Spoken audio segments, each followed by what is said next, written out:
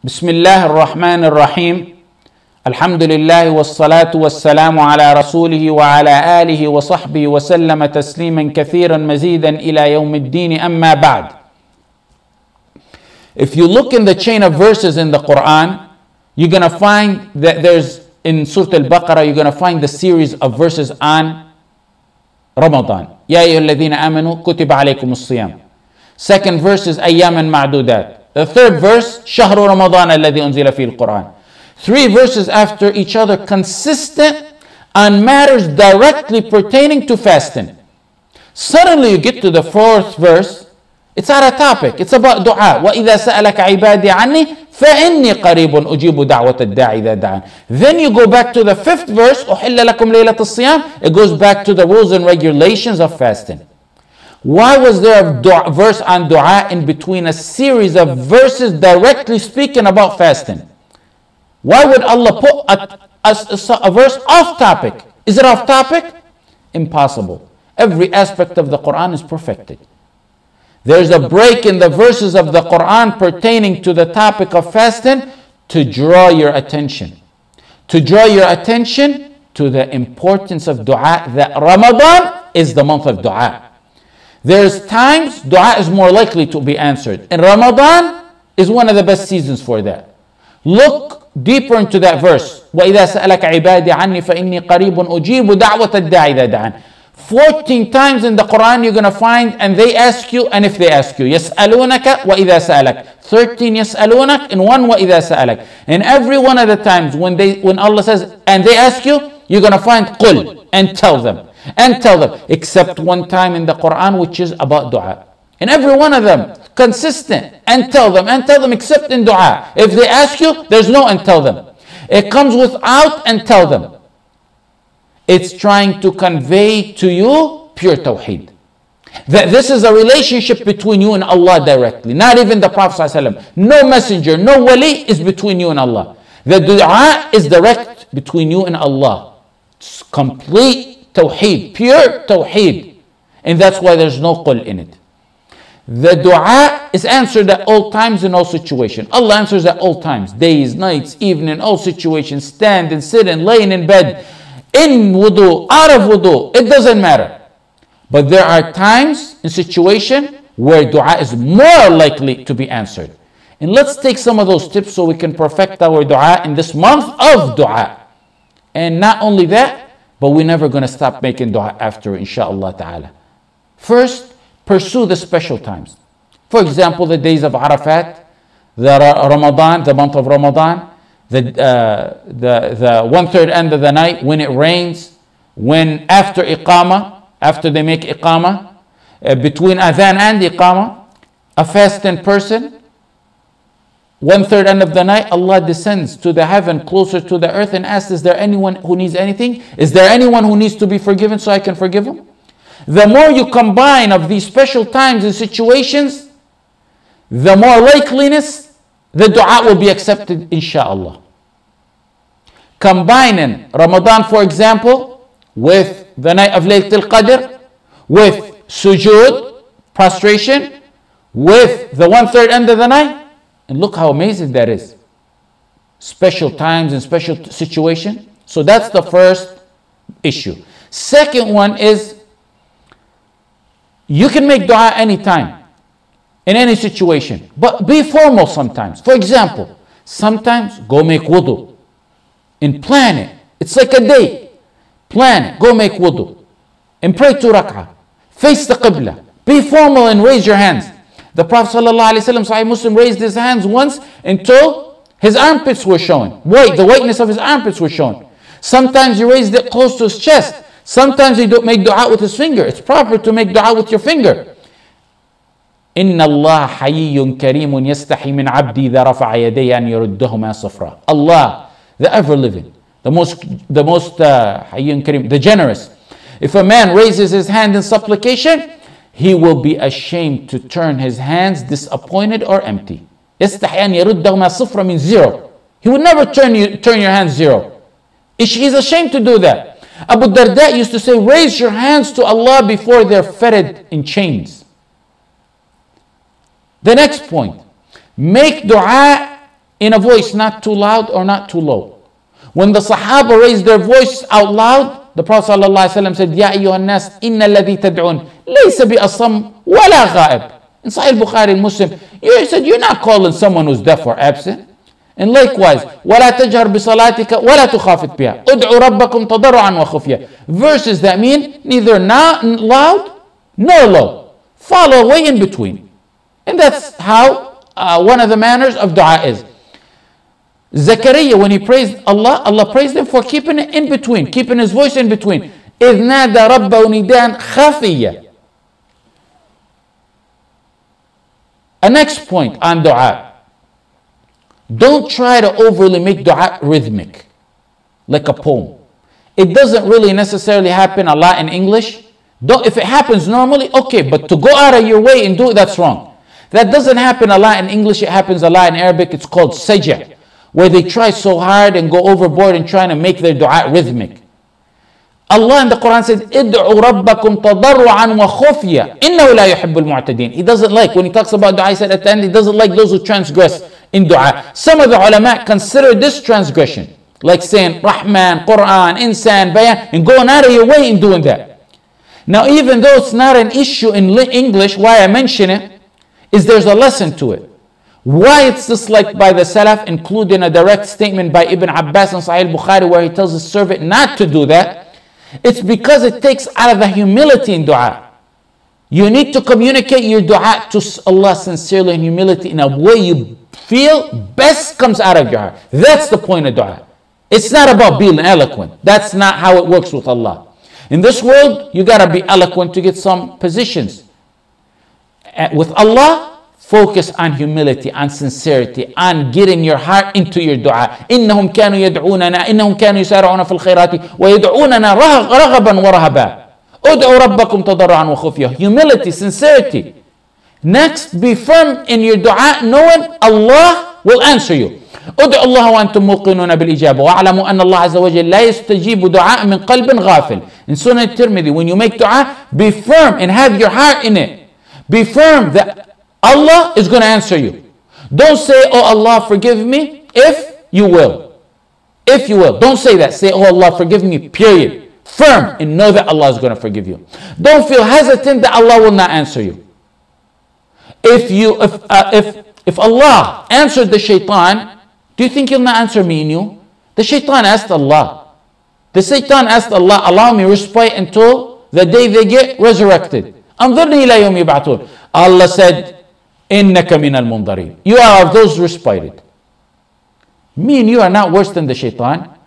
No matter what we did, we're not worse than the shaitan. Even though we have mountains and mountains of sin. If Allah did not reject the dua of the shaitan, will He reject my dua and your dua? Even though non-believers asked Allah, mushrikeen who worship statues, asked Allah sincerely at one point, Allah answered them. When they were in the oceans, in the currents, in the wind was about to drown them, they turned to Allah alone. They left shirk and turned to Allah alone for a moment. Those were people associated partners to Allah. People who Allah knew as soon as He takes them to the shore, they're going to go back to associating partners to Him. Yeah, when they sincerely, for moments, invoked Allah subhanahu wa ta'ala, He responded to their dua. If He responded to the dua of the mushrikeen, who for a short period of time did dua sincerely, you think He will not answer the dua of the muwahhideen? Be persistent in your dua. And this is the A and B. When we say be persistent, it's A. First of all, make your dua in persistence. When you make it actually, when you ask Allah, ask Him over and over again. Plead and beg Him. In Sahih Muslim, the Prophet ﷺ used to make dua many times, 3 times. Ibn Mas'ud said, used to make it 3. Ask Allah 3 times. That's in making the dua. Then be persistent over time. If you don't get it overnight, don't give up. Make dua more and more. And don't you ever say, I'm making so much dua and Allah's not answering me. You negate your dua like that. يستجاب لأحدكم ما لم يعجل فيقول قد دعوت فلم يستجب لي فإذا دعوت فاسأل الله كثيرا فإنك تدعو كريما. In Hadith al-Bukhari, Muslim, ask Allah a lot. There were some of the Salaf who didn't get what they wanted in 20 years. They said, we still have hope that Allah is going to answer us. Next point is start your dua and end it. And in between, find a spot to make salah on the Prophet ﷺ. Abu Sulaiman al-Darani said a beautiful statement. He said, start your dua with salah on the Prophet ﷺ and end it with salah on the Prophet ﷺ. Why? Look at how amazing his statement was. He said, because the salah on the Prophet ﷺ is automatically accepted. And the most generous Allah is not going to accept the beginning and the end and leave out the middle. Always make salah on the Prophet ﷺ in the beginning and end and the middle of your dua.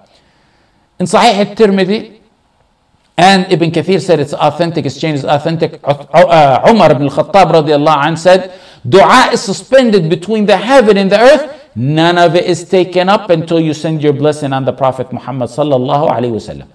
This may be a personal statement by Umar ibn al-Khattab, because Umar said it. He didn't say the Prophet sallallahu alaihi wasallam said it. But the rule on such personal statements is that they are considered attributable to the Prophet ﷺ, because these are matters of deen. There's no way Umar came up with this on his own.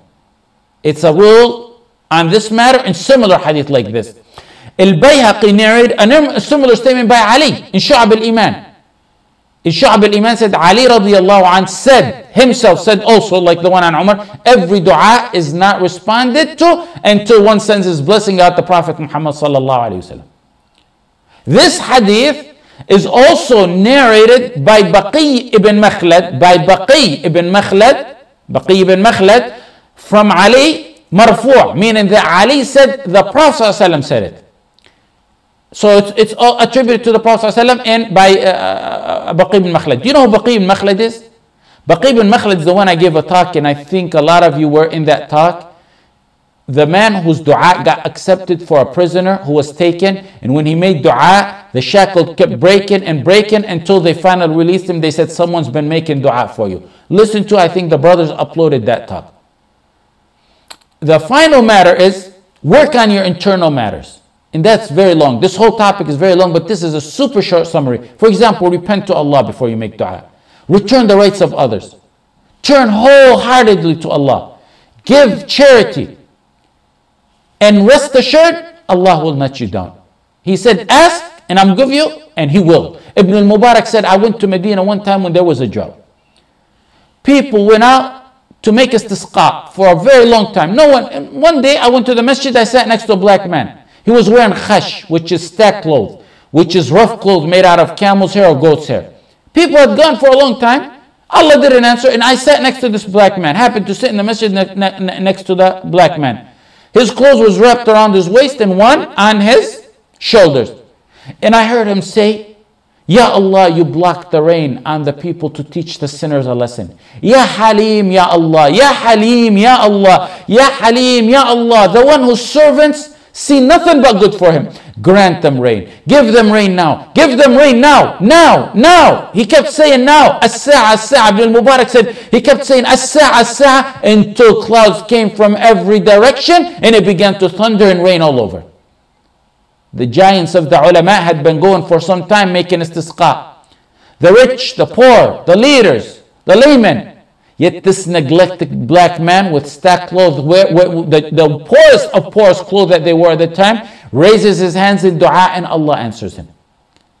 My brother and sister, as members of the Islamic Ummah, you're held accountable for your shortcomings to your wrong Muslim, the ones who are oppressed. Don't ever let a day go by where you make dua for you, for your family, for your loved one, but also every day include the oppressed and wrong Muslim. So at least when you stand before Allah, you said, Ya Allah, I made dua. Ibn al-Mubarak went to visit Al-Fudayl ibn Iyad after this incident. Both giants, both imams. Al-Fudayl looked at the face of Ibn al-Mubarak. He said, what's wrong, Ibn al-Mubarak? He said, there's other matters that beat us in. People beat us. He told them the story. They were agonized at how people worshipped Allah in secrecy, that they beat them, that they got their dua answered. When he told Al-Fudayl ibn Iyad shouted and fell unconscious. A brother showed me a clip a few days ago of a group of Muslims being in a cell. And a judge, with his chest up high, arrogant, issued the order on those that they be executed. Muslims, a group of wrong Muslims. They walked out and he walked out. They went to prison, he went.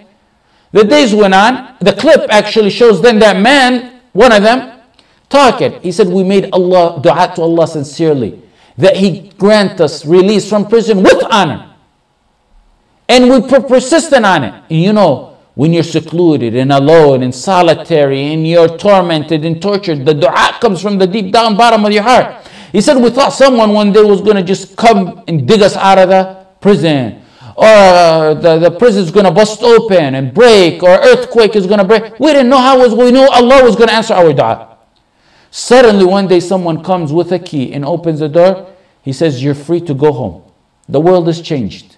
The leader of the country for a decade is gone and you're free to go home. In this month, activate your ibadah of dua. When you make dua, when you ask Allah, other than all the benefits you're going to get, merely asking Allah, you get reward for. You know how you get reward for reading Quran? You get reward for dhikr. You get reward just for dua. Other than answering your dua, I'm saying. Yes, Allah will answer your dua, but you get a bonus on top of that, that you get reward for merely because it's a ibadah. It's a ibadah. Ad-du'a huwa al-ibadah. So ask Allah and supplicate and turn to the one whose doors never close. Tomorrow we will continue on this topic, inshaAllah ta'ala. Ya dha al-wajh al-akram.